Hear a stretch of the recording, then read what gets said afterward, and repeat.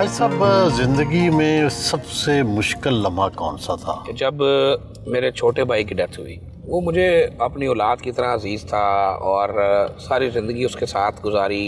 Business का भी हम सफ़र था, मेरे पॉलिटिकल मामलात को भी देखता था, उसकी दोस्ती बहुत ज़्यादा थी लोगों से।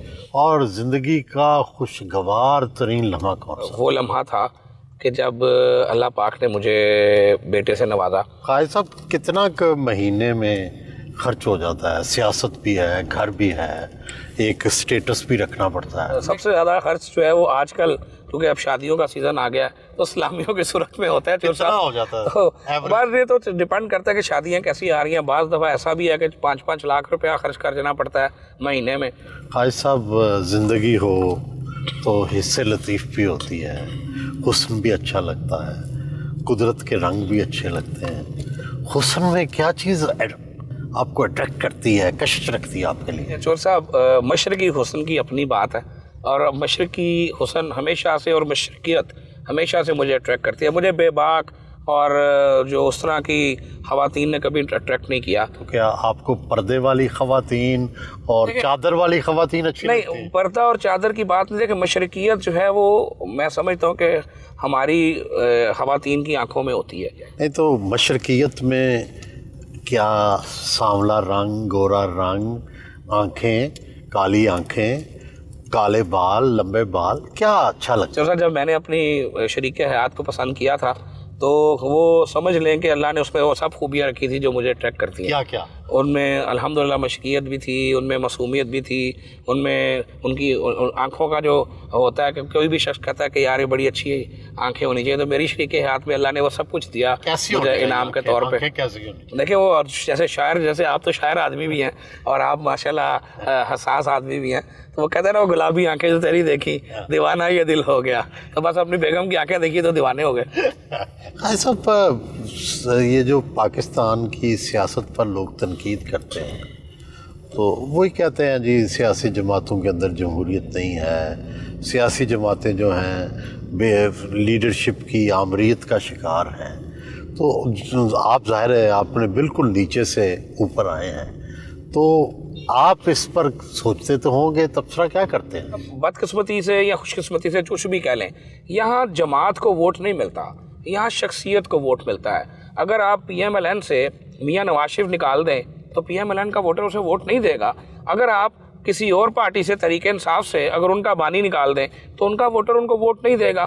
असल हकीकत यह है कि अवाम को बिल्कुल वरासती सियासत पसंद है और अपने लीडर के बहन भाई और बच्चों को ही वोट देना चाहते हैं। हेल्थ एंड पॉपुलेशन डिपार्टमेंट पहुंचे।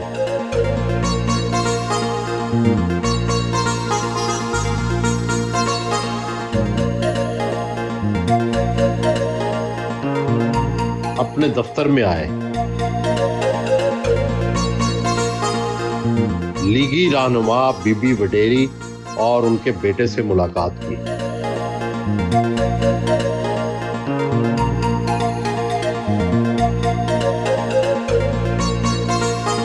दफ्तरी अमूर निपटाए।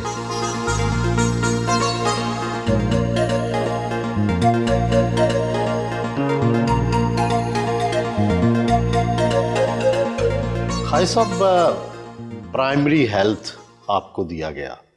पहले तो ये समझ नहीं आती कि ये दो हेल्थ, सेकेंडरी हेल्थ और प्राइमरी हेल्थ, ये क्यों बनाए गए, क्या ज़रूरत है?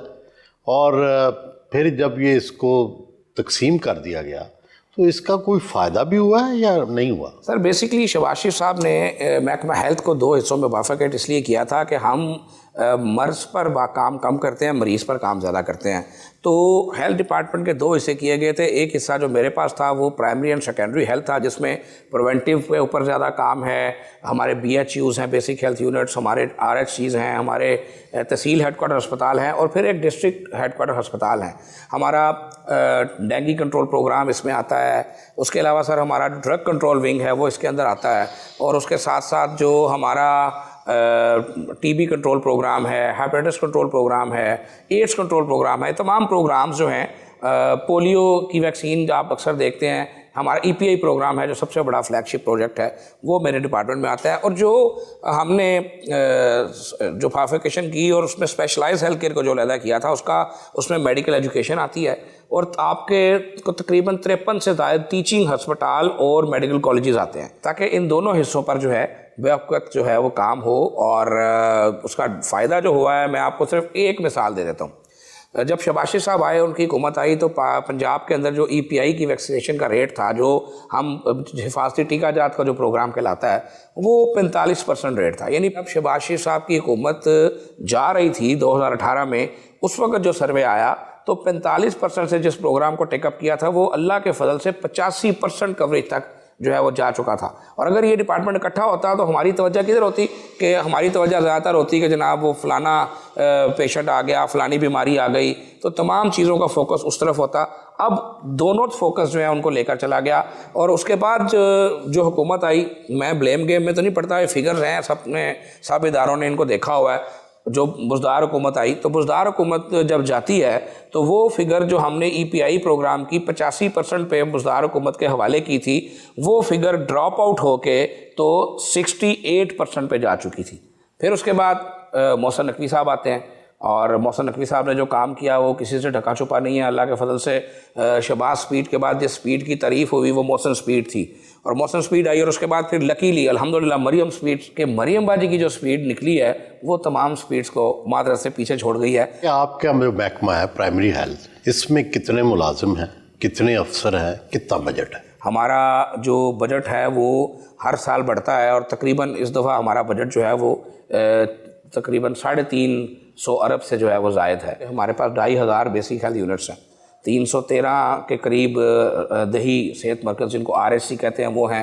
ہمارے پاس کوئی 200 کے قریب لگ بھگ کم و بیش THQ لیول اور THQ ہسپتال ہیں, اور 26 ڈسٹرکٹ ہیڈ کوارٹر ہسپتال ہیں, پھر پروگرامز ہیں, تو ملازمین تو لاکھوں میں ہیں.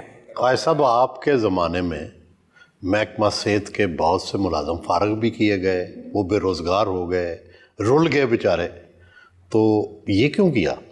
دیکھیں وڑائچ صاحب, آپ مجھے جو ہے نا وہ یہ میری ایک جذباتی سٹوری ہے, گو کہ میں نہیں چاہتا تھا کہ کوئی ایک شخص بھی بے روزگار ہو, اور مجھے اس کی تکلیف بھی ہے, دکھ بھی ہے, اور شاید میں جب تک زندہ رہوں گا, میں جب اپنی اچیومنٹس کے بارے میں سوچوں گا تو یہ ایک کام ایسا ہے کہ جب بھی میں اس کے بارے میں سوچوں گا میں دکھی ہوں گا. لیکن وہ مجبوری اس لیے بن گیا, ہم نے کوئی ریگولر ملازم نہیں نکالا.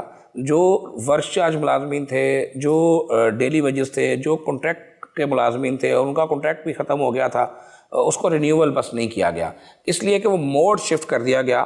ہم نے جو آؤٹ سورسنگ کی ان 2500 بیسک ہیلتھ یونٹس کو, کیونکہ یہ دور دراز ایریا میں تھے, چلتے نہیں تھے, جو چلتے تھے وہ بھی کبھی چلتے تھے کبھی نہیں چلتے تھے. ملازمین نے بڑی محنت کی, اس میں کوئی شک نہیں ہے. ان نامساعد حالات میں انہوں نے ان BHUs کو چلایا, اور ان BHUs میں علاج معالجہ کیا. ڈاکٹرز اویلیبل نہیں ہوتا تھا. اس کا حل یہ نکالا گیا کہ اگر ہم ان کو آؤٹ سورس کر دیں, ایک ڈاکٹر کو کہہ دیں کہ یہ BHU ہم تمہیں دے رہے ہیں, تم اپنے پرائیویٹ کلینک کی طرح اس کو چلاؤ, اور جو پیشنٹس ہیں ان کو جو ان کا خرچہ ہے وہ گورنمنٹ آف پنجاب دے گی, آپ ان کو علاج معالجہ دو. تو اس کا اب فائدہ یہ ہوا ہے کہ ڈاکٹر ہر وقت اویلیبل ہوتا ہے.